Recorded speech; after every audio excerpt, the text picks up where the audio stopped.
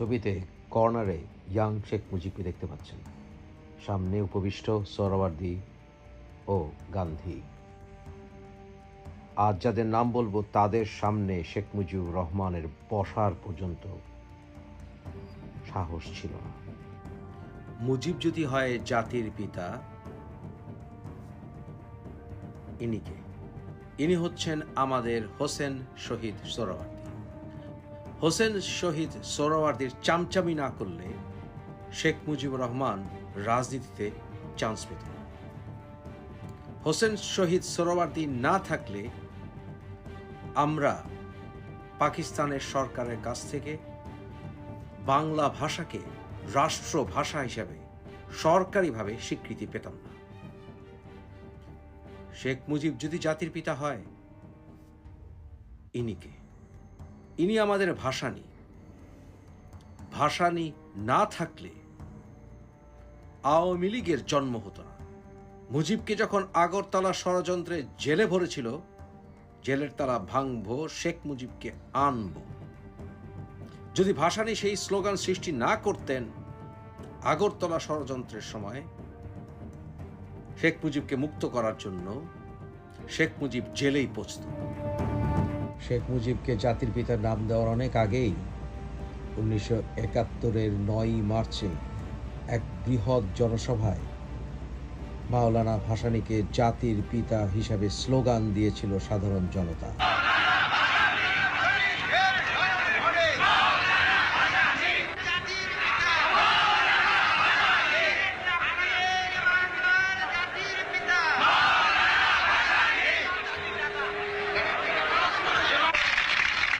শেখ মুজিবুর রহমান পাকিস্তান থেকে লন্ডন হয়ে বাংলাদেশে আসার পথে ভারতে বিমানবন্দরে যাত্রা বিরতি করেছিলেন।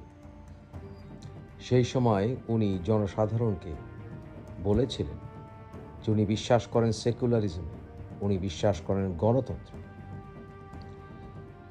উনি বিশ্বাস করেন সোশ্যালিজমে, কিন্তু উনি প্রতিটি কথাকে ভঙ্গ করেছেন। উনি দেশ স্বাধীনতার পর সোশ্যালিস্টদেরকে গণহত্যা করেছিলেন, উনি গণতন্ত্র গলা টিপে হত্যা করে বাকশাল কায়েম করেছিলেন, এবং উনি সেকুলারিজম ধ্বংস করে বাংলাদেশকে ওআইসির মেম্বার করেছিলেন, এবং তার পাশাপাশি উনি বাংলাদেশে বিভিন্ন ইসলামী সংগঠনগুলোকে শক্তিশালী করার মাধ্যমে উনি বাংলাদেশের সাথে পাকিস্তানের সুসম্পর্ক স্থাপন করার পদক্ষেপ নিয়েছিলেন। আমি বিশ্বাস করি সেকুলারিজমে, আমি বিশ্বাস করি গণতন্ত্রে, আমি বিশ্বাস করি সোশ্যালিজমে। শেখ মুজিবুর রহমান নিজেও মনে মনে ভারতকে ঘৃণা করতেন, কারণ আগরতলা ষড়যন্ত্রের পর মুক্তি পাবার পরে শেখ মুজিবুর রহমান যখন লন্ডন গেলেন, সেই লন্ডনে উনি স্পষ্ট বলেছিলেন যে উনি অটোনমি চান এবং একসাথে থাকতে চান এবং দুই পাকিস্তানকে আলাদা করতে চায়। এর থেকে যারা ফয়দা নিতে চায়, উনি ভারতের দিকেই ইঙ্গিত করেছিলেন স্পষ্ট। কিন্তু দেশ স্বাধীনের পর উনি ভারতের মুঠোয় চলে গেলেন। এটা নিশ্চিত শেখ মুজিবুর রহমানকে প্রধানমন্ত্রী মেনে নিলে কোনোভাবেই উনি আর স্বাধীনতার কথা বলতেন না। East Pakistan must get full regional autonomy. They must be self-sufficient in all respect. And also they must get their share, due share, legitimate share in the central administration. And I am sure the West Pakistan people support it. It is only the vested interest who want to divide the people of East and West Pakistan to exploit their sentiments, wants to rule this country. স্বাধীনতার পরেও মাওলানা ভাসানী শেখ মুজিবুর রহমানকে সাবধান করেছিলেন সাম্রাজ্যবাদীদের বিরুদ্ধে। উনি সাবধান করেছিলেন ভারতীয় লুটেরাদের বিরুদ্ধে। তুমি বলতে পারো শেখ মুজিবুর, ভাসানী বলতে পারে, ভাসানীর বাপ বলতে পারে, কোন দিন টাকামন চাউল হলো কেন? ভারতের মারোয়ারি চোরা কারবারি যারা এই দেশে বহুকাল আসতে পারে নাই, বাংলাদেশের বর্ডার খুলে দেয়, সশরীরে এসে তমাম চাল ঝাল লবণ মরিচ মেশিন কাপড় জুতা ছাতা কাগজ সমস্ত আমার জন্ম হইতে আরম্ভ করছি সাম্রাজ্যবাদীর বিরুদ্ধে সংগ্রাম। আমি মরব, কিন্তু সাম্রাজ্যবাদ পুঁজিবাদ সামন্তবাদে জল উৎখাত করে মরব, জল উৎখাত করে। যদি শেখ মুজিবুর রহমান হয় জাতির পিতা, তাহলে ইনি আমাদের শেরে বাংলা একে ফজলুল হক।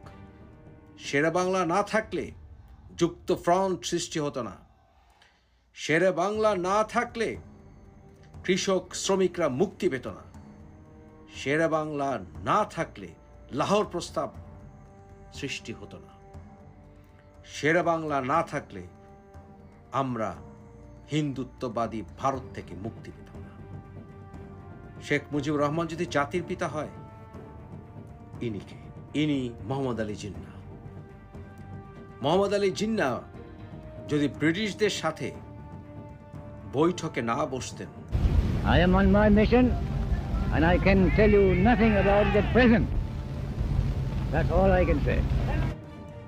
যদি না বলতেন, you either get a divided India or you get a destroyed India, যদি না বলতেন তাহলে আজ বাংলাদেশ পেতাম না, এই মানচিত্র পেতাম না। One India is impossible realization. It will inevitably mean that the Muslim will be transferred from the domination of the British to the caste Hindu rule, a position that Muslim will never accept. As an all India minority, we shall be under the rule of the permanent Hindu majority of about 3-1, which will virtually mean one nation ruling another by means of ballot box. এটা হয়তো অনেকেই জানে না, বর্তমান পাকিস্তানের যে Islamic fundamentalism বা মৌলবাদিতা, তার সম্পূর্ণ বিরোধী ছিলেন মোহাম্মদ আলী জিন্নাহ। মোহাম্মদ আলী জিন্নাহ সোশ্যালিজম এবং সেকুলারিজমে বিশ্বাসী ছিলেন, যেখানে সকল ধর্মের মানুষের সম অধিকার থাকে। Pakistan should be based on pure foundation of social justice and Islamic socialism. आप आजाद हैं, आजाद रहें। आप लोग इस मुल्क पाकिस्तान में अपनी अपनी इबादतगाहों, मस्जिदों या मंदिरों में जाने के लिए आपका मजहब क्या है, जात क्या है, कौम क्या है, इसका हुकूमत के मामलात से कोई ताल्लुक नहीं। এনাদের প্রত্যেকেরই মিস্টেক ছিল, এনারা কেউ সমালোচনার ঊর্ধ্বে নন, কিন্তু তথাপি এনাদেরকে অস্বীকার করলে বাংলাদেশের ঋণ শোধ হবে না মুক্তির। একজন ব্যক্তির কারণে কখনো দেশ স্বাধীন হয়নি। শেখ মুজিবুর রহমান যদি জাতির পিতা হয়, তাজউদ্দিন কি, আমাদের সৈয়দ নজরুল ইসলাম কি, জিয়াউর রহমান কি, এমএজি ওসমানী কি, সাধারণ মুক্তিকামী মানুষ কি যারা মারা গিয়েছে, সেই নারীরা কি যারা সম্ভ্রম হারিয়েছিল, সেই শিশুরা কি যারা ব্যায়নেটের খোঁচায় কুকুরের খাদ্যে পরিণত হয়েছিল, সিরাজুল আলম খান দাদাভাই কি যিনি নিউক্লিয়াসের উপকার ছিলেন, আসম আব্দুর রব কি যিনি স্বাধীনতার পতাকা উড়িয়েছিলেন, নূরে আলম সিদ্দিকী কি যিনি শপথ পাঠ করিয়েছিলেন, কাদের সিদ্দিকী কি যিনি টাঙ্গাইলকে প্রথম শত্রু সেনা মুক্ত করেছিলেন।